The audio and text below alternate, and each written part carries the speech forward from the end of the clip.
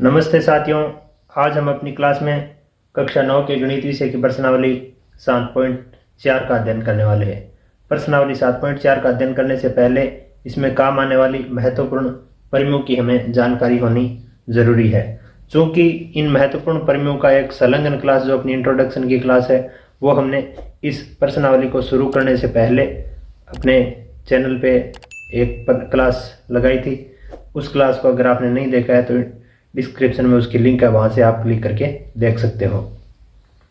फिर भी इस प्रश्नावली में काम आने वाली कुछ महत्वपूर्ण परिमेयों को हमने अपने बोर्ड पे लिख लिया है, जिसमें देखिए सबसे पहली जो प्रमेय है वो इस प्रकार से है कि यदि किसी त्रिभुज की दो भुजाएं असमान हो तो लंबी भुजा के सामने का सम्मुख कोण बड़ा होता है।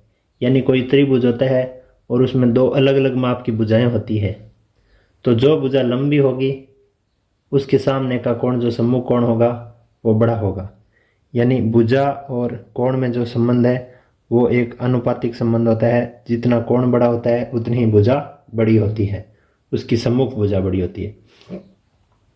7.7 पर में हमने इंट्रोडक्शन में भी पढ़ी थी और यहाँ काम आने वाली है। वो इस प्रकार से है कि किसी त्रिभुज में बड़े कोण के सम्मुख भुजा बड़ी या लंबी होती है। यहाँ हमने पढ़ा है कि लंबी भुजा के सामने कोण बड़ा होता है। 7.7 इसका विलोम है एक प्रकार से कि बड़े कोण की सम्मुख भुजा बड़ी होती है। यहाँ अगर हमें भुजा से कोण बताना हो, यानी बड़ी भुजा के सामने अगर बड़ा कोण लिखेंगे वहाँ तो 7.6 पर में होगी, और बड़े कोण के सामने बड़ी भुजा लिखेंगे वहाँ 7.7 पर में होगी। 7.8 पर में इस प्रकार से है, त्रिभुज की किन्हीं दो भुजाओं का योग तीसरी भुजा से बड़ा होता है। यानी त्रिभुज में कितनी भुजाएं होती है? 3 भुजाएं होती है।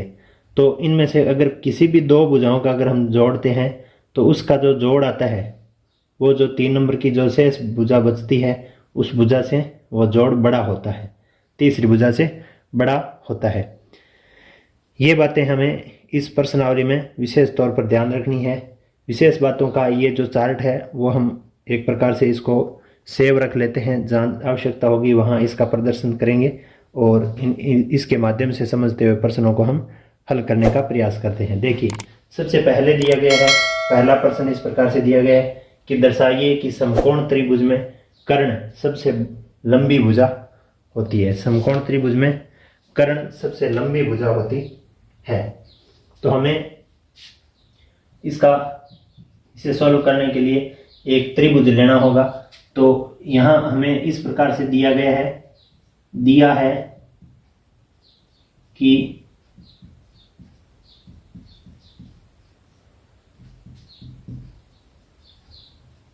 समकोण त्रिभुज ABC में कोण B बराबर 90 डिग्री। इस प्रकार हम एक त्रिभुज ले लेते हैं। ऐसा ही मान लीजिए ये देना चाह रहा है कि A B पे 90 डिग्री और C पे, ये एक ऐसा त्रिभुज हमें दिया हुआ है जिसमें कोण B जो है वो 90 डिग्री का कोण है, शेष कोण का हमें पता नहीं है, ऐसा हमें दिया गया है। अब हमें सिद्ध क्या करना है, इसमें पूछा क्या जा रहा है? सिद्ध ये करना है कि जो AB लाइन है वो और जो BC लाइन है वो दोनों ही लाइनें छोटी होनी चाहिए कर्ण की भुजा से। यहाँ पे कर्ण जो आया है वो 90 डिग्री के सामने जो रेखा होती है वो कर्ण होती है और वो है AC, और ये भी छोटी होनी चाहिए AC से। ये जो छोटा और बड़ा होने का जो सिलसिला है वो असमीकाएं कहलाता है। वो क्या कहलाती है? असमीकाएं। यानी हमें AC AB से भी बड़ी दिखानी है और AC BC से भी बड़ी दिखानी है। इस AC लाइन को इस रेखा और इस रेखा से बड़ा दिखाना है, ताकि ये हम ऐसे लिख सकें कि समकोण में कर्ण सबसे लंबी भुजा होती है। अब देखिए कैसे इसको दर्शाएंगे। चूंकि हम जानते हैं कि अगर इसको हम सिद्ध करना चाह रहे हैं तो उपपत्ति लिखेंगे कि त्रिभुज के तीनों कोणों का योग 180 डिग्री होता है। त्रिभुज के तीनों कोणों का योग 180 डिग्री होता है। तीनों कोणों का योग 180 डिग्री होता है। इसका मतलब जो अपना ए बी सी त्रिभुज है उसमें कोण ए प्लस कोण बी प्लस कोण सी अगर करें तो इसका जो योग आएगा वो 180 डिग्री आएगा। ऐसा हम एक सर्व समीका में पिछली प्रश्नावली में पढ़ के आए हैं। अब यहाँ पे देखिए जो कोण बी है वो अपना 90 डिग्री प्रश्न में दिया गया है और कोण सी और कोण ए इसमें जुड़ रहा है और इन तीनों का जोड़ कितना आना चाहिए 180 डिग्री। यानी कोण ए प्लस कोण सी को तो हम इसी तरफ रख लेते हैं और ये जो 90 यहाँ जुड़ रहा है ए और सी के बीच में वो यहाँ 180 में से घट जाएगा। यानी कोण ए प्लस कोण सी का मान कितना है 90 डिग्री। इसका देखिए क्या अर्थ क्या है। वास्तव में इसको इस बात को समझिएगा कि दो कोण ए कोण और सी कोण जुड़ के 90 डिग्री आएंगे। ए कोण को और सी कोण को जब जोड़ेंगे तो 90 डिग्री आएगा। ए कोण और सी कोण का जोड़ 90 डिग्री है। इसका मतलब ए बी, इसका अर्थ ये होता है, इसका अर्थ यह है कि कोण जो ए है वो भी 90 डिग्री से छोटा है और कोण जो सी है वो भी 90 डिग्री से छोटा है। छोटा मतलब कहने का मतलब अगर ए 89 डिग्री का है तो ये 1 डिग्री का होगा, ये 45 का है तो ये 45 का होगा, ये 50 का है तो ये 40 का होगा, लेकिन ये 90 से छोटे होंगे दोनों। जोड़ इनका 90 जरूर आएगा लेकिन होंगे ये 90 से छोटे। अब हमने एक सर्व समीका पढ़ी थी कि किसी त्रिभुज में बड़े कोण की सम्मुख भुजा बड़ी होती है। 7.7 सर्व समीका हमने पढ़ी थी कि त्रिभुज में बड़े कोण की सम्मुख भुजा बड़ी होती है। त्रिभुज में बड़े कोण की सम्मुख भुजा बड़ी होती है, ऐसा हमने पढ़ा है। तो यहाँ पे देखिए अब हम ऐसे लिखेंगे कि त्रिभुज ए बी सी में सबसे बड़ा कोण समकोण कोण बी है। कोण बी है ए बी सी में सबसे बड़ा कोण बी मतलब 90 डिग्री वाला कोण जो है ये सबसे बड़ा है क्योंकि इन दोनों का जोड़ 90 है। इन ए और सी जुड़ के 90 आता है। इसका मतलब ए अगर 1 का होता है तो ये 89 का, इससे तो छोटे ही हो गए ना दोनों। सबसे बड़ा कोण बी 90 डिग्री का है, अतः कोण बी जो समकोण है उसकी सम्मुख भुजा, समकोण की सम्मुख भुजा क्या होती है? कर्ण कहलाती है। समकोण की सम्मुख भुजा क्या कहलाती है? कर्ण। जो बी कोण है जो समकोण है उसकी सम्मुख भुजा जो कर्ण कहलाती है वो सबसे लंबी भुजा होगी। क्योंकि हमने पढ़ा है कि सबसे बड़े कोण की सम्मुख भुजा बड़ी या लंबी होती है। किसी भी त्रिभुज में कोण जितना बड़ा होगा उसकी सम्मुख भुजा उतनी ही बड़ी होगी, ऐसा हमने पढ़ा है। तो इस आधार पर हमने यहाँ बता दिया कि त्रिभुज एबीसी में सबसे बड़ा कोण कौन सा है? कोण बी है जो कि समकोण है। बाकी तो 90 ए कोण है वो और जो सी कोण है वो 90 से छोटे छोटे हैं क्योंकि दोनों का जोड़ 90 आ रहा है। इसका मतलब जो कोण बी के यानी समकोण के सामने वाली जो भुजा होगी सम्मुख भुजा जिसको कर्ण कहा जाता है वो सबसे लंबी भुजा होगी। ये अपना हो जाएगा उत्तर। धन्यवाद। इसको आप अपनी कॉपी में नोट कर लीजिए। अगर आप चाहते हैं कि बाद में नोट करना है तो स्क्रीनशॉट ले लीजिए। क्लास पूरी होने के बाद इसको आप अपनी कॉपी में उतार सकते हैं। प्रश्न क्रमांक 2 क्या पूछा जा रहा है 2 में देखिए। आकृति 7.48 ये आकृति है। इसमें ए बी सी, ये ए बी सी नाम का कोई त्रिभुज है। ए बी सी की भुजाएं ए बी और ए सी को क्रमशः बिंदु P यानी ए बी को P तक और ए सी को Q तक बढ़ाया गया है। साथ ही कोण पी बी सी ये वाला जो कोण है ये कोण छोटा है क्यू सी बी से। इस कोण से ये कोण छोटा है। अब हम क्या करते हैं यहाँ पे इनको कोण नंबर दे देते हैं। 1 नंबर कोण इसको मान लेते हैं, 2 नंबर कोण इसको मान लेते हैं, 3 नंबर कोण इस अंदर वाले को मान लेते हैं और 4 नंबर कोण इस अंदर वाले को मान लेते हैं। उससे क्या हो जाएगा, हमें बार बार जैसे हमें अगर पी बी सी लिखना है तो वहां पे हम सीधा 1 लिख देंगे। PBC की जगह क्या लिख देंगे, कोण नंबर 1, और QCB की जगह हम क्या लिख देंगे, कोण नंबर 2। आसान हो जाएगा, इसीलिए इनको कोण नंबर हम यहाँ पे दे देते हैं। कोण नंबर देने के बाद देखिए हम इसको सॉल्व करना स्टार्ट करते हैं। इसे सॉल्व करते हैं तो सबसे पहले जो हमें बात लिखनी है वो ये बात लिखनी है कि हमें इस प्रश्न में दिया क्या गया है। इस प्रश्न में क्या दिया गया है, इसमें ऐसे दिया गया है कि कोण नंबर 1 जो है वो छोटा है कोण नंबर 2 से, ये बात दी गई है। एक बात ये दी गई है और हमें सिद्ध क्या करना है वो बात भी हमें यहाँ पे लिख देनी चाहिए कि सिद्ध करना है कि AC जो लाइन है, AC लाइन वो बड़ी होनी चाहिए AB लाइन से, ये हमें सिद्ध करना है। अब ये अगर हम सिद्ध करना स्टार्ट करते हैं तो स्टार्ट करने के लिए हमें उपपत्ति नाम लिखना होता है, यानी यहाँ से हम एक्सप्लेनेशन कर रहे हैं ताकि वो हमें पूछी गई बात तक पहुंचा दे। सबसे पहले हमें एक बात का ध्यान रखना है कि जो कोण नंबर 1 और कोण नंबर 3 है, इन दोनों का जोड़ 180 डिग्री है, क्योंकि ये लीनियर पेयर एंगल है, रेखिक युग्म वाले कोण है। रेखिक युग्म वाले कोण कितने डिग्री के होते हैं, संपर्क होते हैं। 1 नंबर और 3 नंबर कोण जुड़ के कितने डिग्री के आते हैं, 180 डिग्री, क्योंकि वह सीधी AP लाइन पे है ना, AP लाइन पे है। अब हम यहाँ पे कोण नंबर 1 को सिर्फ इधर रखते हैं। कोण नंबर 1 किसके बराबर हो जाएगा, 180 डिग्री माइनस कोण नंबर 3 के बराबर हो जाएगा। 180 डिग्री माइनस कोण नंबर 3, यहाँ से पक्षांतरण कर दिया 3 का। अब यहाँ मान लीजिए जो अपने जो बात दी है, इस बात को समीकरण नंबर 1 दे देते हैं और इस बात को समीकरण नंबर 2 दे देते हैं। अब देखिए आगे हम इसको हल करते हैं। तो यहाँ अब देखना है कि इस C शीर्ष पर ये जो हमने काम किया है, ये B बिंदु पर काम किया है। B बिंदु पर जो दोनों कोण थे उनको 180 माना था। अब हम C बिंदु पर एक वही काम करते हैं जो B बिंदु पर किया था।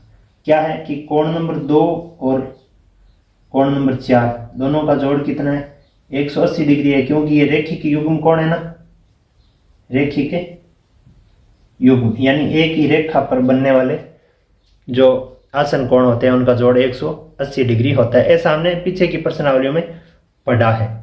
अब दूसरी प्रश्नावली, तीसरी प्रश्नावली, चौथी प्रश्नावली से जो बातें हम सीख के आ रहे हैं उन्हीं बातों का हम यहाँ पे उपयोग कर रहे हैं। अब इसका मतलब अब हमें 1 नंबर कोण और 2 नंबर कोण को ये एक बार यहाँ रखना है। तो कोण नंबर 2 का जो मान है ना वो कितना हो जाएगा, 180 डिग्री माइनस कोण नंबर 4 हो जाएगा। ये हम बात लिख देते हैं समीकरण नंबर 3 की। यहां देखिए समीकरण नंबर 1 में समीकरण नंबर 2 और समीकरण 3 का मान रखने पर यहाँ 1 नंबर समीकरण में क्या दिया गया था, 1 नंबर समीकरण में कहा गया था कि जो कोण A है, कोण 1 जो है वो छोटा है कोण 2 से। तो कोण 1 है कितना, 180 डिग्री माइनस कोण नंबर 3 जो है, 1 की जगह हमने क्या लिख दिया, ये मान लिख दिया, वो छोटा है किसे, 2 से। 2 मतलब 180 डिग्री माइनस कोण नंबर 4 से। अब ध्यान दीजिए ये जो असमीका और सर्वसमीका होती है उसमें तो छोटे और बड़े चिन्ह से जो असमीकाएं बनती है उन असमीकाओं का एक नियम होता है। बराबर का जो नियम होता है वो एक अलग होता है। असमीका का एक नियम होता है कि उस असमीका के दोनों तरफ आप समान संख्या जोड़ सकते हो, समान संख्या घटा सकते हो, समान संख्या गुणा भाग भी कर सकते हो, लेकिन समान संख्या जोड़ी और घटाई जा सकती है। यहां तक ध्यान दीजिए, जोड़ी और घटाई जा सकती है, लेकिन आप पक्षांतरण करते हो ऋणात्मक संख्या, अगर ऋणात्मक संख्या से इस तरफ गुणा कर देते हो तो ऋणात्मक संख्या से गुणा करने से असमीका का चिन्ह बदल जाता है। जैसे मान लीजिए एक, सिर्फ आप इतना सोचिए कि ये -7 छोटा है किससे, -9 से, -7 छोटा है -5 से। -7 छोटा है ना -5 से। जैसे हम अगर संख्या रेखा पर देखें तो ये -7, -6, -5, -4, -3, इस प्रकार से ये बड़ी संख्या इस तरफ आ रही। अगर इसका हम ऋणात्मक चिन्ह, अगर इसको माइनस संख्या से गुणा करते थे, -1 से इस तरफ गुणा करते हैं और -1 से अगर इस तरफ गुणा करते हैं इसको, तो क्या हो जाता है, इन संख्याओं का तो चिन्ह बदल जाएगा। ये -1 और 7 गुणा होकर 7 हो जाएगा, ये 5 हो जाएगा, लेकिन ये चिन्ह क्या होता है, बदल जाता है। असमीका में ऋणात्मक संख्या से गुणा करने पर उस असमीका का चिन्ह जो लेस देने वाला वो ग्रेटर देने वाला हो जाता है, यानी छोटे वाला बड़ा और बड़े वाला छोटा। अगर इस तरफ खुला है तो वो इस तरफ खुल जाएगा, और इस तरफ खुला है तो वो इस तरफ खुल जाएगा। यहां आप देखिए क्या करना है हमें कि इस असमीका में हम क्या करते हैं, इस असमीका में 180 प्लस कोण नंबर 3 प्लस कोण नंबर 4, इस चीज को दोनों तरफ जोड़ते हैं।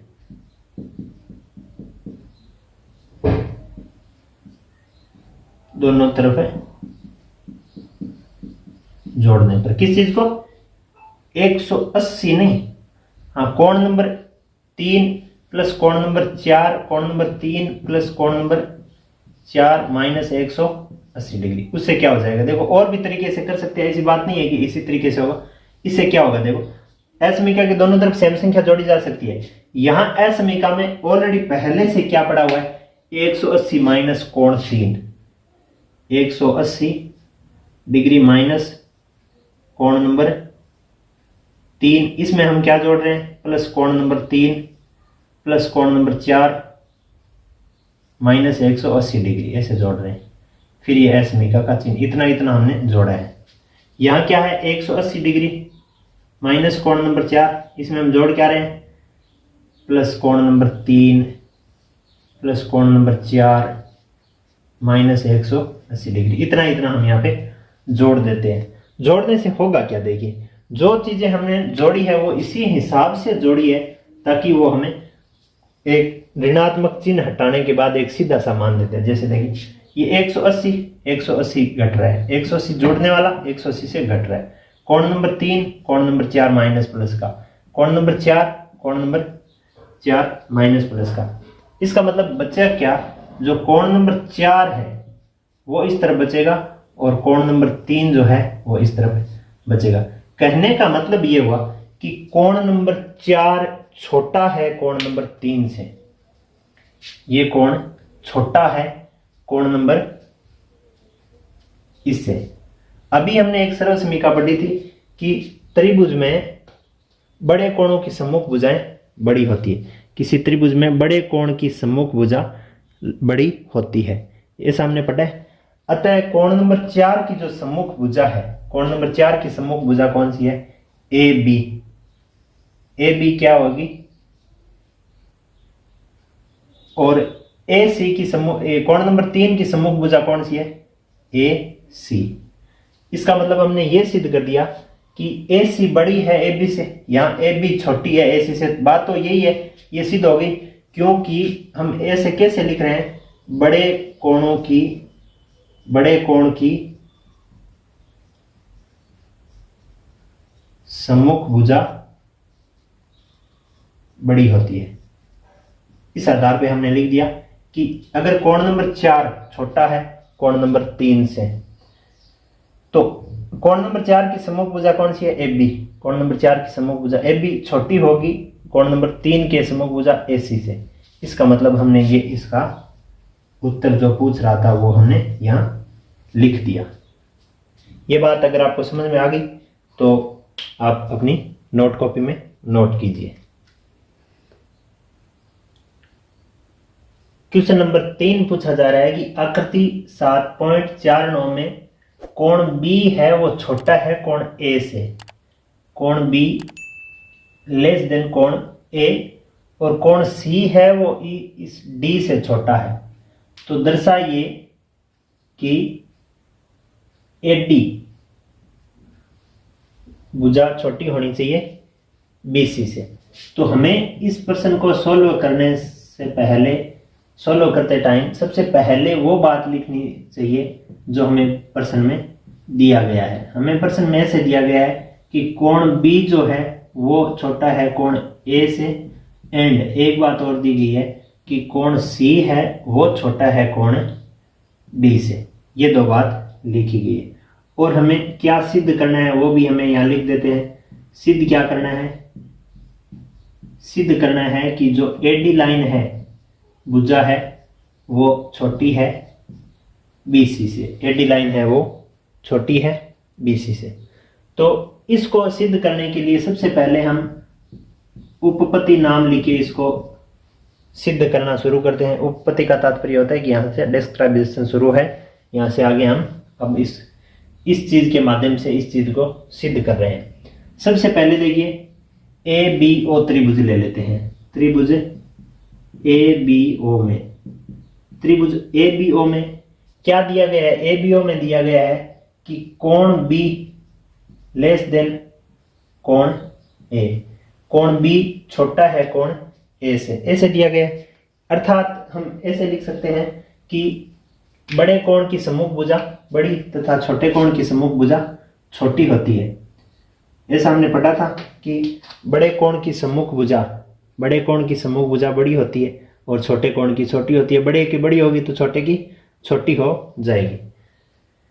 तो हम यहाँ पे लिखेंगे कि एक कोण बी की सम्मुख भुजा,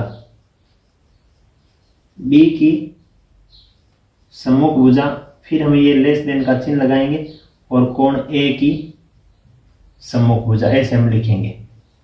क्योंकि हमने सर्वसमीका में पढ़ा था कि जो कोण छोटा उसकी सम्मुख भुजा छोटी, जो कोण बड़ा उसकी सम्मुख भुजा बड़ी। इस आधार पर कोण ए बी की सम्मुख भुजा कौन सी है? कोण बी की सम्मुख भुजा इस त्रिभुज में ए ओ है ना, ए ओ छोटी होगी कोण ए की सम्मुख भुजा बी ओ से। ये हम समीकरण नंबर 1 दे देते हैं। समीकरण नंबर 1 हम ऐसे लिख सकते हैं कि ए ओ छोटी होगी बी ओ से। क्यों? क्योंकि छोटे कोण की सम्मुख भुजा छोटी और बड़े कोण की सम्मुख भुजा बड़ी होती है इस त्रिभुज में। इसी प्रकार हम दूसरा त्रिभुज लेते हैं, वो आगे वाला कौन सा? सी डी ओ में। त्रिभुज सी डी ओ में क्या लिखते हैं? सी डी ओ में क्या दिया गया है कि कोण जो सी है, कोण सी वो छोटा है कोण डी से। कोण सी छोटा है कोण डी से। अतः हम लिख सकते हैं कि कोण सी की जो सम्मुख भुजा है, कोण सी की सम्मुख भुजा वो छोटी होगी कोण डी की सम्मुख भुजा से।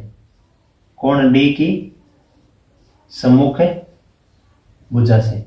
अब देखिए कोण सी की सम्मुख भुजा कौन सी है? कोण सी की सम्मुख भुजा डी ओ या ओ डी, ये छोटी होगी। कोण डी की सम्मुख भुजा कौन सी है? ओ सी से। ये हम 2 नंबर बात लिख सकते हैं, समीकरण नंबर दे सकते हैं इसको 2। अब ध्यान दीजिए, अब आगे हम क्या करें? जब असमीकाएं एक ही तरफ की होती है ना, जैसे लेस देन वाली होती है दोनों, तो दोनों के दोनों अलग अलग पक्षों को, जैसे दक्षिण पक्ष LHS और RHS को जोड़ा जा सकता है। निर्धारित यह होना चाहिए कि असमीका एक ही तरफ वाली होनी चाहिए। तो यहां देखिए जो असमीका दोनों है ना, 1 नंबर वाली असमीका ये भी लेस देन वाली है, ये भी लेस देन वाली है। तो हम ऐसे लिखेंगे कि असमीका 1 प्लस असमीका 2 करने पर 1 और 2 को दोनों इन पक्ष में ए ओ और इसका ये पक्ष ओ डी जोड़ने से दोनों में ये चिन्ह जो है एक जैसा चिन्ह है, इसीलिए ये जुड़ रही है। अगर दोनों में चिन्ह अलग अलग होता तो ये जुड़ती भी नहीं, ये विशेष बात थी। दोनों में देखिए इस तरफ खुला चिन्ह है, इसमें भी इस तरफ, इसमें भी इस तरफ खुला चिन्ह है, तो ये दोनों जुड़ गई। और इस तरफ क्या है? बी ओ प्लस क्या आ जाएगा? ओ सी। बी ओ और ओ सी। अब देखिए ए ओ प्लस ओ डी, ए ओ प्लस ओ डी, ये क्या है? ए डी लाइन है ना, ए डी लाइन, ये चिन्ह हो गया। बी ओ बी से और ओ सी, ये हो गया बी सी लाइन। यानी एडी लाइन जो है वो छोटी है बी सी लाइन से। एडी लाइन क्या है? छोटी है बी सी लाइन से। यही अपना प्रश्न का जो एम था या जो सिद्ध करने वाला जो पार्ट था यही था। तो इसको हम ऐसे लिख देंगे कि इति सिद्धम या हेंस प्रूव या एनएस लिख देंगे, इसका ये उत्तर हुआ। ये बात आपको समझ में आई होगी। अपनी नोट कॉपी में उतार लीजिए किस प्रकार से इसको हल किया गया। आसान सा क्वेश्चन था। क्वेश्चन में कुछ ज़्यादा कठिन बात नहीं है। बस इस बात का ध्यान रखना है कि बड़े कोण की सम्मुख भुजा बड़ी होती है, छोटे कोण की सम्मुख भुजा छोटी होती है। यहाँ बी कोण को छोटा बताया गया था तो इसकी सम्मुख भुजा को भी हम छोटे चिन्ह के रूप में लिख देंगे। यहाँ ए कोण को बड़ा बताया था तो ए की सम्मुख भुजा बड़े रूप में लिख देंगे। क्यों लिख देंगे? क्योंकि हमने ये ऐसी इस प्रकार की सर्व समीकरणों का अध्ययन किया है कि बड़े कोण की सम्मुख भुजा बड़ी होती है और लंबी भुजा का सामने का कोण बड़ा होता है। इस प्रकार से इस प्रश्न के उत्तर को आप अपनी कॉपी में नोट कीजिए। क्वेश्चन नंबर 4 इस प्रकार से दिया गया है। ए बी और सी डी क्रमशः एक चतुर्भुज ए बी सी डी की ऐसा चतुर्भुज दिया गया है ए बी सी डी। इस चतुर्भुज की ए बी ये लाइन है और ये जो सी डी लाइन है ये लाइन क्रमशः सबसे छोटी, यानी ये सबसे छोटी है, ये सबसे छोटी है ए बी और सी डी सबसे बड़ी है। ऐसा हमने प्रश्न में दिया गया। ये सबसे छोटी है और ये सबसे बड़ी है। ये आकृति में 7.50 में दिखाया गया है। दर्शाइए कि कोण ए छोटा होगा कोण सी से और कोण बी छोटा होगा कोण डी से। इसको सॉल्व करने के लिए हमें सबसे पहले जो चीज दी गई है वो हमें लिखनी है। दी गई है, क्या दिया गया है कि ए बी सबसे छोटी, ए बी सबसे छोटी भुजा और सी डी सबसे बड़ी भुजा है। ये दो बातें हमें यहाँ पे दी गई है। और एक वो बात और लिख देते हैं जो हमें सिद्ध करनी है। क्या सिद्ध करना है? कि कोण ए जो है उसको छोटा बताना है कोण सी से और कोण बी जो है उसको छोटा बताना है कोण डी से। ये दो बातें हमने यहाँ पे लिख दी। अब इनको क्या करना है सिद्ध करने के लिए? सबसे पहले हम जो प्रश्नावली पढ़ रहे हैं वो प्रश्नावली है त्रिभुज।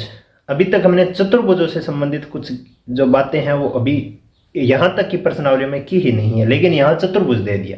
तो चतुर्भुज को हम क्या करेंगे? त्रिभुज बनाएंगे। त्रिभुज बनाने के लिए सबसे पहले हम अगर किसी दो शीर्षों को, किसी दो आसन शीर्षों के अलावा शीर्षों को अगर हम मिला देंगे तो एक मतलब एक विकर्ण खींच देंगे तो यहां पे दो त्रिभुज निर्मित हो जाएंगे। यहां आप देखिए जो हमें ए और सी की बात करनी है, अगर ए और सी की बात करनी है तो ए और सी दोनों शीर्षों को मिला दिया। मिलाने से दो त्रिभुज बन गए। दो त्रिभुज बन गए। इन दोनों त्रिभुजों के द्वारा हम ये जो बात है ना ए और सी वाली वो हम सिद्ध कर सकते हैं। कैसे? देखिए यहां शीर्ष ए और सी को, शीर्ष ए तथा सी के मध्य विकर्ण खींचा। ए और सी के मध्य विकर्ण खींचने से जो त्रिभुज बने उन त्रिभुजों का नाम हो गया, एक तो त्रिभुज हो गया ए बी सी और एक त्रिभुज हो गया ए सी डी में, ए बी सी और ए सी डी में। अब हम क्या करते हैं? इन कोणों का नाम दे देते हैं। जिन कोणों का हमने दो भाग किया ना, जैसे इस ए कोण का हमने दो भाग किया तो इस कोण को अंदर वाले का नाम दे देते, 1 नंबर कोण दे देते, ये 2 नंबर कोण दे देते, ये 3 नंबर कोण दे देते और ये 4 नंबर कोण दे देते। कहने का मतलब ए जो कोण है ना वो 1 + 3, अंदर एक नंबर कोण मान लिया, बाहर वाला 3 नंबर मान लिया, इधर वाला 2 नंबर, इधर वाला 4 नंबर कोण मान लिया। ये ऐसा सिर्फ इसीलिए लिख रहे हैं ताकि हमें अगर ये कोण बताना हो तो हमें कोण बी ए सी न लिखना होगा, सीधा कोण एक लिख देंगे तो वो बी ए सी हो जाएगा। त्रिभुज ए बी सी में क्या है? ए बी सी में दो भुजाएं जो हमें पता है उन दोनों भुजाओं की अगर बात करें तो ए बी भुजा है ना, ए बी भुजा, ए बी भुजा सबसे छोटी भुजा है। इन चारों में सबसे छोटी भुजा है। तो ए बी और बी सी को अगर देखें तो यहां पे जो इन दोनों में बड़ी भुजा आएगी वो क्या आएगी, बी सी भुजा बड़ी होगी ए बी से। क्यों? क्योंकि ए बी सबसे छोटी है, ए बी सबसे छोटी है, ऐसा प्रश्न में दिया है। ए बी सबसे छोटी है तो ए बी से बड़ी हो जाएगी बी सी। अब एक हमने सर्व समीकरण पढ़ी थी कि बड़ी भुजाओं के सम्मुख कोण बड़े होते हैं। असमान हो तो लंबी भुजा के सामने के कोण बड़े होते हैं। लंबी भुजा जो होती है वो उनके सामने के कोण क्या होते हैं, बड़े होते हैं। इस आधार पर अब हम ऐसे लिख सकते हैं कि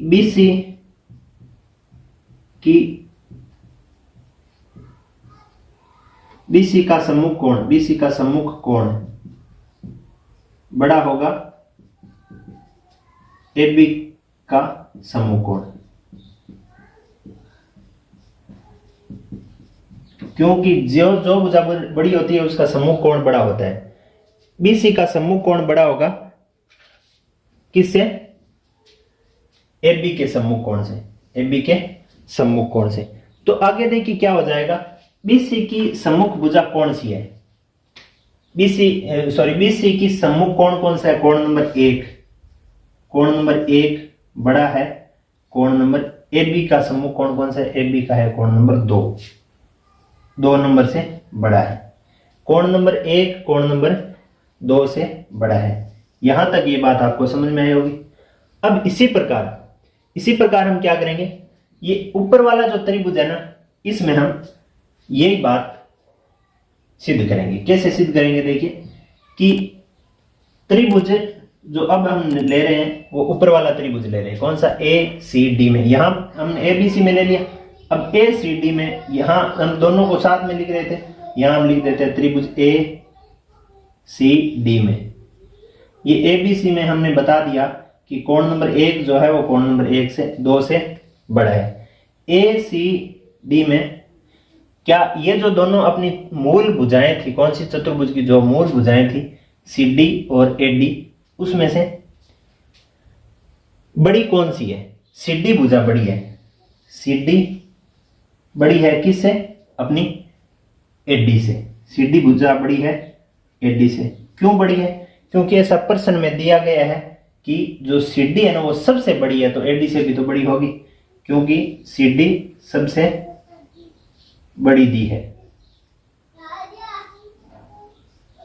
सबसे बड़ी दी गई है, सबसे बड़ी दी गई है, तो AD से तो वो बड़ी होगी, AD से बड़ी होगी। अब AD दो भुजाएं, जो भुजा बड़ी होती है उसका सम्मुख कोण बड़ा होता है। तो हम यहां पे लिखेंगे कि CD का सम्मुख कोण, CD का सम्मुख कोण जो है वो भी बड़ा होगा किससे, AD के सम्मुख कोण से,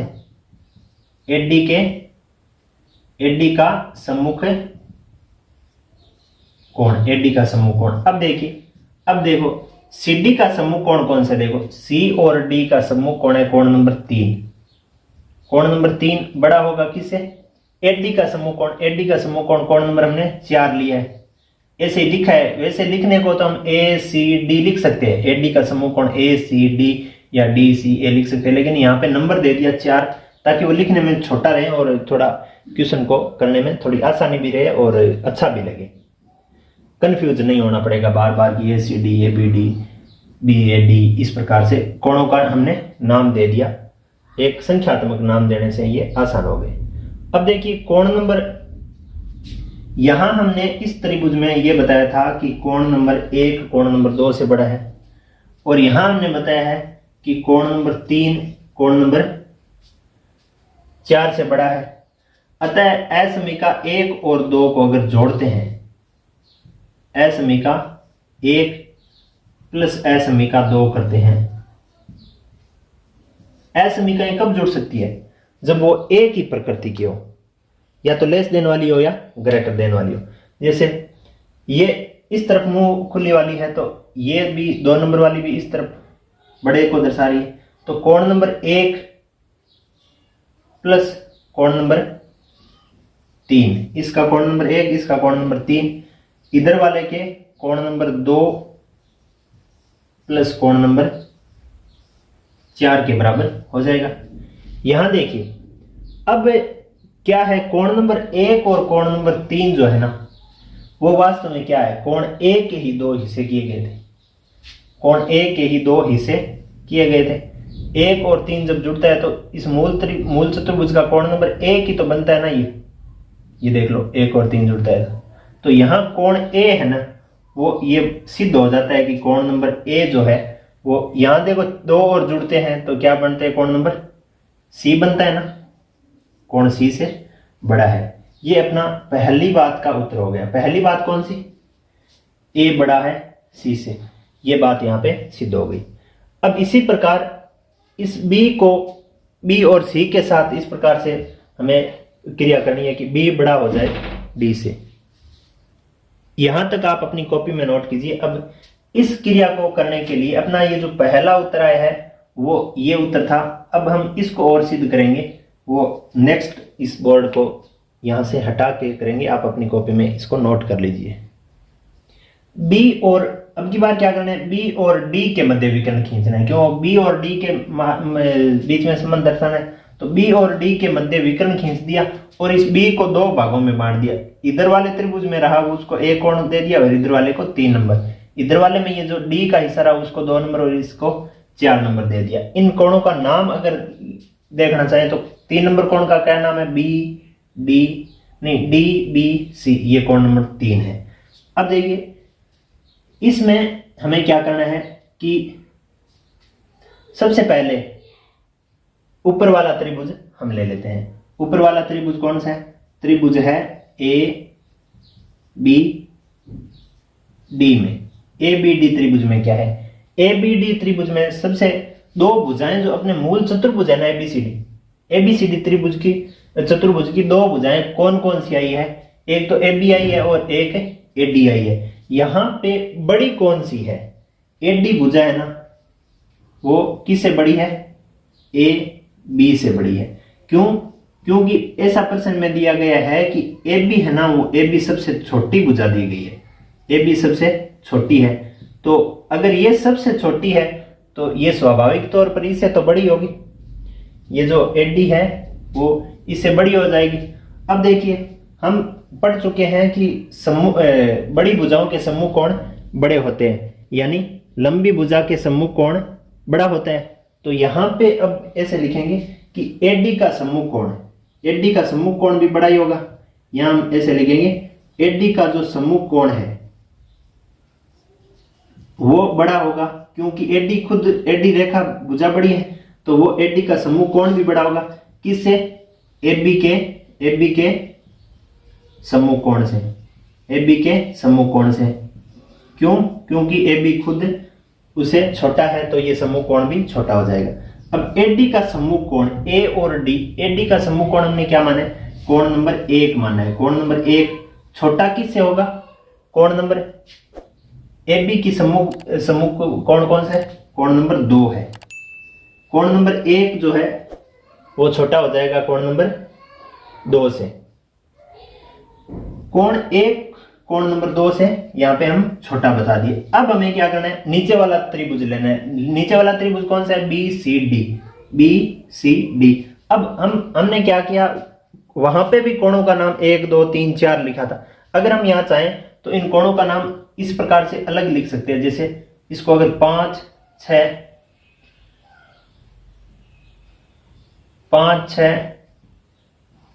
7 और 8 ऐसे दे देते हैं, ताकि वो क्या है पीछे वाले क्वेश्चन में कंफ्यूजन है। यानी AD का सम्मुख कोण अब क्या है, AD का सम्मुख कोण है कोण नंबर 5। AD का सम्मुख कोण कौन सा है, कोण नंबर 5 बड़ा है। AB का सम्मुख कोण कौन सा है, AB का कोण नंबर 6 हमने लिया है, यानी कोण नंबर 5 बड़ा है कोण नंबर 6 से। इस बात से कंफ्यूज होने की बिल्कुल जरूरत नहीं है, क्योंकि हमने वहां पे कोण नंबर 1 2 3 4 को ले लिया था।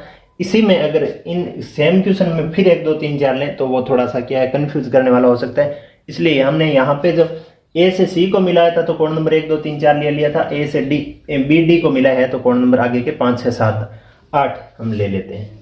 अब देखिए जो हमने ए बी डी त्रिभुज में की है वही काम हमें नीचे वाला त्रिभुज बी सी डी में करना है। बी सी डी में देखिए दो भुजाएं, जो मूल चतुर्भुज की भुजाएं ए बी सी डी की जो भुजाएं उसमें कौन सी है, एक तो सी डी भुजा है, एक बी सी भुजा है। तो बड़ी भुजा कौन सी होगी, सी डी भुजा ही होगी, क्योंकि सी डी सबसे बड़ी है, सबसे बड़ी है तो बी सी से भी बड़ी होनी स्वाभाविक है। अब इन दोनों के बीच अगर देखा तो ये सबसे बड़ी है तो ये इससे तो बड़ी होगी होगी, ये साधारण सी बात है। तो इसमें देखिए हम लिखेंगे कि सबसे बड़ी भुजा कौन सी है, सी डी। सी डी बड़ी भुजा है किससे, बी सी से। अब इसका कारण भी लिख देंगे क्योंकि सी डी सबसे बड़ी है, सी डी सबसे बड़ी भुजा है।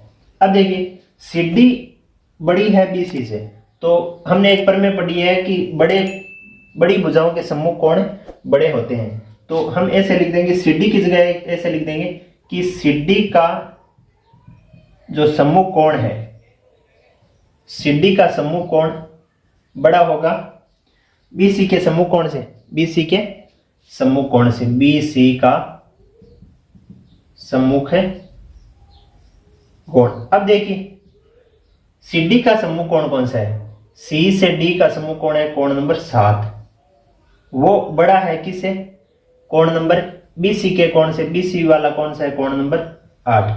अब यहां ध्यान दीजिए, यहां हमने जो ये बात की थी वो असमीका नंबर 1 दे देते हैं, नहीं 1 और 2 वहां दे दी, तो यहां असमीका नंबर 3 दे देते हैं, यहां असमीका नंबर 4 दे देते हैं। अब देखिए असमीका 3 और 4 को जोड़ते हैं, असमीका 3 प्लस असमीका 4। अब इनको क्यों जोड़ पा रहे हैं हम, इसलिए जोड़ पा रहे हैं कि दोनों ही असमीकाएं ग्रेटर देन वाली हैं। यहां पे देखिए हम क्या लिखेंगे, कोण नंबर 5 इससे लेंगे इस तरफ वाला, और कोण नंबर 7 इससे लेंगे, लेस देन ग्रेटर देन का चिन्ह लगाएंगे, कोण नंबर 6 प्लस कोण नंबर 8 लिखेंगे। अब 5 और 7 जब मिल जाते हैं, जुड़ जाते हैं, तो वो कोण बी का प्रतिनिधित्व करते हैं। मूल जो अपना चतुर्भुज है उसमें कोण बी का प्रतिनिधित्व कर रहा है, तो हम यहां लिख देंगे कोण बी जो है वो बड़ा होगा।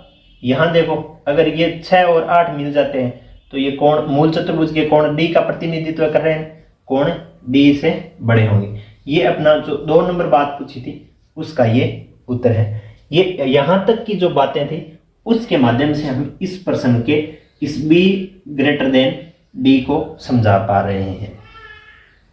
इन दोनों बातों को आप अगर समझ गए हैं तो अपनी नोट कॉपी में नोट कर लीजिएगा।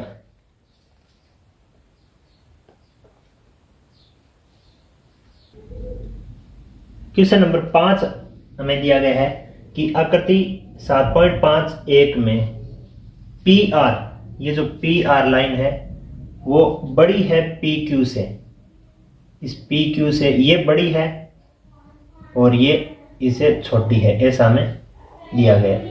और पी एस, ये जो पी एस है कोण क्यू पी आर को समद्विभाजित करता है, मतलब ये कोण और ये कोण दोनों क्या है, बराबर है। सिद्ध कीजिए कि पी एस आर ये वाला कोण बड़ा है पी एस क्यू से, इससे बड़ा है, ये सिद्ध करना है।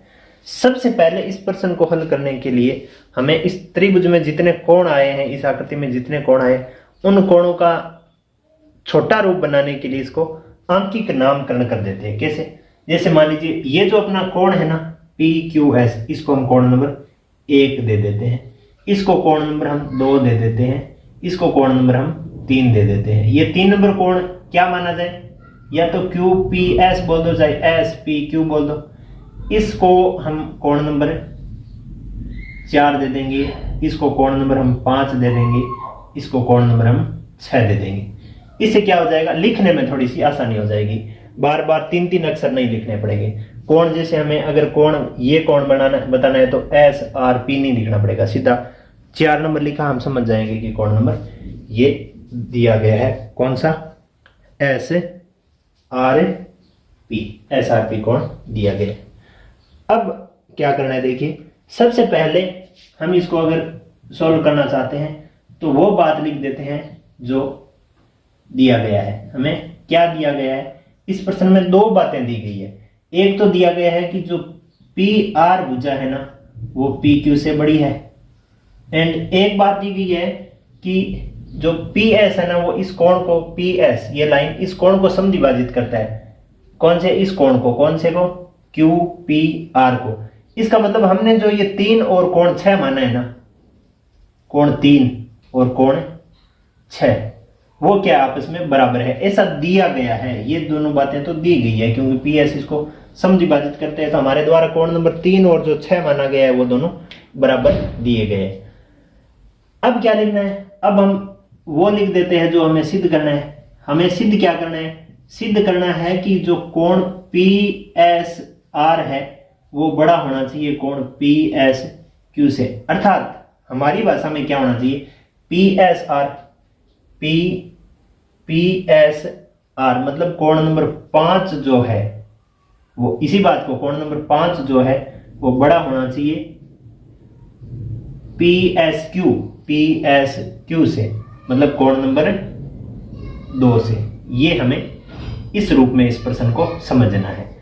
अब क्या करना है देखिए, अब हम सबसे पहले अगर हल करना चाहते हैं तो उत्पत्ति नाम लिखते हुए बात करते हैं सबसे पहले त्रिभुज पी क्यू आर में। त्रिभुज पी क्यू आर में, पी क्यू आर त्रिभुज जो बड़े वाला अपना त्रिभुज है, इस त्रिभुज में क्या क्या हमें दिया गया है? इस त्रिभुज में दिया गया है वो चीज लिखते हैं। क्या दिया गया है? इस त्रिभुज में ऐसे दिया गया है कि जो पी आर है वो बड़ी है पी क्यू से। पी आर किससे बड़ी है? पी क्यू से, ऐसा दिया है। अब अगर ये बड़ी है तो पी आर का सम्मुख कोण बड़ा होगा किसे? पी क्यू का सम्मुख कोण, क्योंकि सम्मुख बड़ी भुजाओं के सम्मुख कोण बड़े होते हैं, ऐसा हम परिमेय में पढ़ते आ रहे हैं। अब पी आर का सम्मुख कोण कौन सा है? पी से आर का सम्मुख कोण कोण नंबर 1 है। कोण नंबर 1 बड़ा होगा पी क्यू का सम्मुख कोण कौन सा है? कोण नंबर 4 से। कोण नंबर 1 कोण नंबर 4 से बड़ा होगा। ये बात यहां तक हम इस माध्यम से लिख रहे हैं। पी क्यू आर त्रिभुज में जो चीजें दी गई है उसी के आधार पर हम लिख पा रहे हैं। एक प्रमेय का उपयोग लिया है कि सम्मुख बड़े कोणों की सम्मुख, बड़े भुजाओं की सम्मुख कोण बड़े होते हैं। अब क्या करना है? अब हम जो 1 नंबर और जो 4 नंबर आए हैं इनमें दोनों तरफ कोण 3 जोड़ देते हैं, क्योंकि असमीका में समान संख्या जोड़ी जा सकती है, समान मान जोड़े जा सकते हैं। तो दोनों तरफ कोण 3 जोड़ने से कोण नंबर जो 1 है उसके भी प्लस में कोण नंबर 3 आ जाएगा और बड़े का चिन्ह आ जाएगा। कोण नंबर जो 4 है उसके भी प्लस में कोण नंबर 3 आ जाएगा। अब देखिए यहां से अब एक बात नहीं सीखनी है कि कोण नंबर 3, चूंकि कोण नंबर 3 बराबर कोण नंबर 6 दिया है, कोण नंबर 3 और कोण नंबर 6 बराबर दिया गया, इसका मतलब क्या हुआ कि कोण नंबर 1 और 3 है ना, कोण नंबर 1 प्लस कोण नंबर 3 है वो किससे बड़ा होगा? कोण नंबर 4 प्लस यहां 3 की जगह 6 लिख देते हैं, क्योंकि ये 4 के साथ 3 तो एक जैसा होने के लिए जोड़ दिया था, हम यहाँ पे 4 के साथ कोण नंबर 6 लिख देते हैं, क्योंकि 3 और 6 एक जैसे ही बराबर दिए गए हैं। अब आगे नेक्स्ट चलते हैं। नेक्स्ट समझिए इसको क्या करना है। कोण 1 प्लस कोण 3, कोण 1 प्लस कोण 3 बराबर किसके होगा? कोण 1 और कोण 3 बराबर होगा कोण नंबर 5 के। क्यों? क्योंकि त्रिभुज के बहिष्ठ कोण है, त्रिभुज के बहिष्ठ कोण अंतःअभिमुख कोणों के बराबर होते हैं। यहाँ पे हमने इन दोनों बातों को लिख दिया कि ये जो 5 नंबर कोण है ना, ये त्रिभुज पी क्यू एस क्या बहिष्ठ कोण है और इसके अंतःअभिमुख कोणों के योग के बराबर होता है। 1 प्लस 3 जो है ना वो अंतःअभिमुख कोण, इसका बहिष्ठ कोण कौन सा है? कोण नंबर 5 के बराबर होगा, क्योंकि त्रिभुज पी क्यू एस का बहिष्ठ कोण 5 है, वो अंतःअभिमुख कोणों के योग के बराबर होता है। इसी प्रकार इस त्रिभुज का 6 नंबर और कोण नंबर 4, ऐसा हम पीछे की प्रश्नावलियों में पढ़ते आए कि त्रिभुज का बहिष्कोण अंतःअभिमुख कोणों के योग के बराबर होते हैं, उसी आधार पर हम ये बातें लिख के समझा रहे हैं कि ये 2 नंबर जो कोण है ना, ये त्रिभुज PRS का बहिष्कोण है, और बहिष्कोण का अंतःअभिमुख कोण कौन कौन से, 4 और 6। इसका मतलब बहिष्कोण जो होता है ना, कोण नंबर 2, वो 4 और 6 के बराबर होते हैं। अब देखिए इस असमीका में 3 1 + 3, तो इन दोनों चीजों को अगर हम कोण नंबर इस असमीका में अगर रख देते हैं, इस असमीका नंबर स्टार दे देते हैं या 1 दे देते हैं, इस असमीका 1 में, असमीका नंबर 1 से हम क्या लिख सकते हैं, असमीका 1 से हम 1 + 3 की जगह क्या लिख सकते हैं, कोण नंबर 5। क्यों? कोण नंबर 5 इस त्रिभुज के अंतःअभिमुख कोण 1 और 3 के योग के बराबर होता है। तो कोण नंबर 5 मतलब ग्रेटर देन होगा 4 और 6 का जोड़ किसके बराबर होता है, 4 और 6 का जोड़ कोण नंबर 2 के बराबर होता है। अब कोण नंबर 5 को कोण नंबर 2 से बड़ा बताना था, वो तो बता दिया, लेकिन इस प्रश्न की भाषा के रूप में इसको और बदल देते हैं। तो इस प्रश्न की भाषा क्या है, कोण नंबर 5 का नाम क्या है, PSR। कोण PSR ग्रेटर देन यानी बड़ा होगा PSQ। ये 2 नंबर कोण अपना PSQ ही है, कोण PSQ।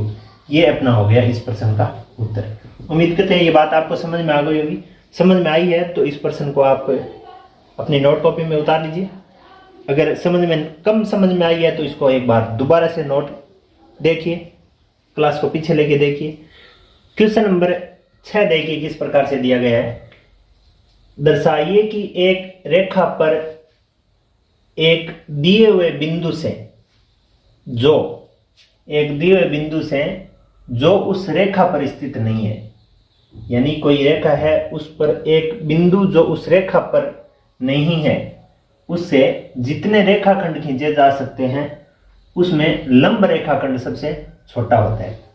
कहने का मतलब ये ऐसा हमें पूछा जा रहा है इसमें कि कोई भी रेखा L नाम की कोई रेखा है, जैसे मान लो L नाम की रेखा है, उस पर एक रेखा पर दिए हुए बिंदु से, अब वो दिया हुआ बिंदु कैसा है, जो उस रेखा पर स्थित नहीं है। मान लीजिए कि दिया हुआ बिंदु P है, कोई बिंदु P दिया हुआ है, कोई रेखा L नाम की कोई रेखा है, उससे कोई बिंदु P दिया गया है जो उस रेखा पर नहीं होना चाहिए। ठीक है, जितने रेखाखंड खींचे जा सकते हैं, यहां ध्यान देना है कि यहां पे P बिंदु से अनंत रेखाखंड हम खींच सकते हैं। P बिंदु से अनंत रेखाखंड, इस तरफ आगे पीछे।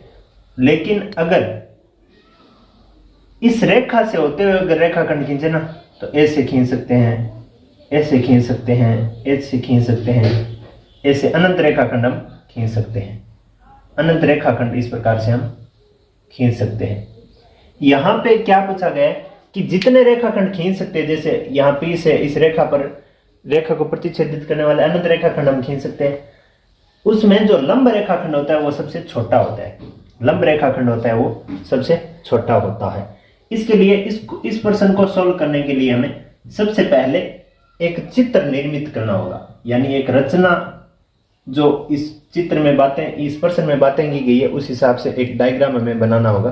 तो वो हमें किस हिसाब से लिखना है कि माना कोई रेखा L है, उस पर नए स्थित कोई बिंदु P है, उससे 2 रेखाखंड मान लेंगे, एक रेखाखंड PA तथा एक रेखाखंड PB।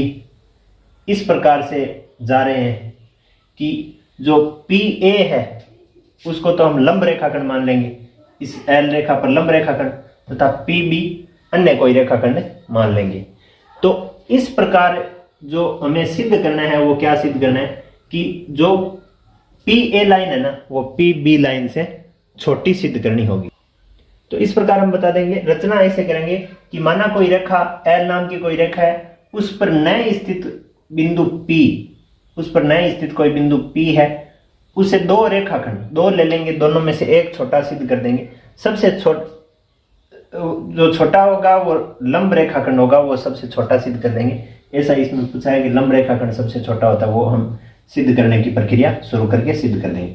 तो उस पर नए स्थित बिंदु P से रेखाखंड 2 रेखाखंड, रेखा L पर PA तथा PB है। 2 रेखाखंड कौन कौन से, पी ए तथा पी बी है, ये ब्लैक लाइन से जो रेखाखंड बनाए हुए, ये इस बिंदु से, पी बिंदु से जो एल पर नहीं है उससे आ रहे, तथा और जो पी ए रेखाखंड है ना वो एल पे लंब है, एल पे क्या है, लंब है। अब हमें सिद्ध क्या करना है इसमें, ये जो हमने रचना की है उस आधार पर हमें सिद्ध क्या करना है, सिद्ध करना है कि जो पी ए लाइन है ना वो छोटी होनी चाहिए पी बी से, तभी तो लंब लाइन है। ये लंब लाइन क्या होनी चाहिए, लंब रेखाखंड है, वो बिना लंब रेखाखंड से छोटा होना चाहिए, सबसे छोटा तभी हो जाएगा।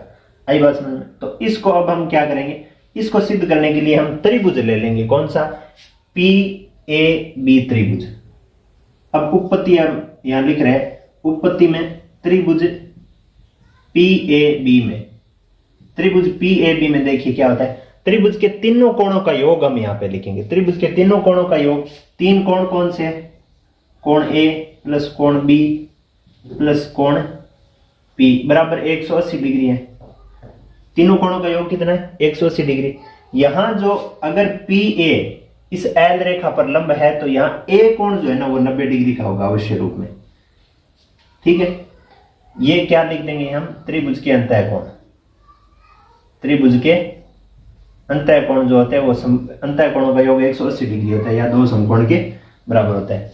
यहां ए 90 डिग्री है प्लस बी कोण प्लस कोण पी बराबर 180 डिग्री। अब यहां पे देखिए ये हमने 90 डिग्री क्यों लिया, क्योंकि जो पी ए लाइन है ना, पी ए लाइन वो लंब है किस पे, एल रेखा पे, इसलिए हमने यहां पे 90 डिग्री ले लिया। तो कोण B प्लस कोण P का मान कितना हो जाएगा, 180 डिग्री माइनस 90 डिग्री, यानी कोण B प्लस कोण P का मान कितना हो जाएगा, 90 डिग्री। इसका अर्थ ये होगा, इसका अर्थ क्या होगा, इसका अर्थ है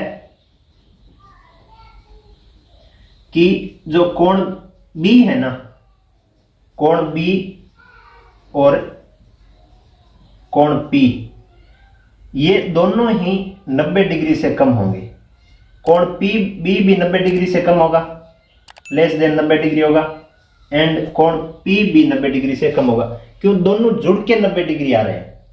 दो चीजें अगर जुड़ के 90 डिग्री 90 बने तो उसमें से जरूर ही दोनों 90 से छोटी होगी। जैसे एक 89 एक हो सकती है, 88 और 2 हो सकती है, 45 हो सकती है, 50 40 हो सकती है, लेकिन वो 90 से जरूर ही छोटी होगी। तो ये अगर दोनों कोण जुड़ने से अगर 90 डिग्री बन रहा है तो इसका मतलब ये हुआ कि जो कोण B है वो भी 90 से कम है और कोण जो P है वो भी 90 से कम है। इस आधार पर हम लिख सकते हैं कि कोण जो, अब यहां देखो हमने एक तो पढ़ा कि चूंकि कोण A है वो तो 90 डिग्री है तथा कोण B जो है ना वो कम है किसे, 90 डिग्री से। इसका मतलब जो कोण A1 कोण A कोण B छोटा होगा कोण A से, कोण B क्या होगा, A से छोटा होगा क्योंकि A तो 90 है और B 90 से कम है। तो अब देखो